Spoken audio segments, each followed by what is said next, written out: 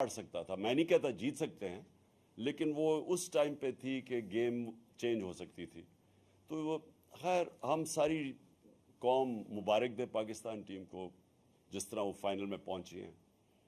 मैं ख़ास तौर पे आज कहना चाहता हूं कि जो हमारी फास्ट बॉलिंग अटैक है, आज मैं ये कह सकता हूं कि जो मैंने देखा, बड़ी देर के बाद क्रिकेट देखी, दुनिया में बेहतरीन फास्ट बॉलिंग अटैक है। हम दुआ करते हैं कि शाहीन अफरीदी जल्दी से पूरी तरह फिट हो, लेकिन बेहतरीन अटैक है। हमारे पास बाबर आजम एक वर्ल्ड क्लास बैट्समैन है और मेरे ख्याल में ये दुनिया का सारे बैट्समैन को पीछे छोड़ जाएगा माशाल्लाह, जिस तरह ये आगे बढ़ रहा है।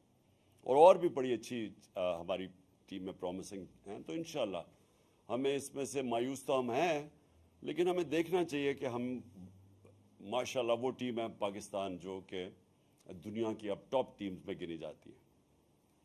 अब मैं आ जाता हूँ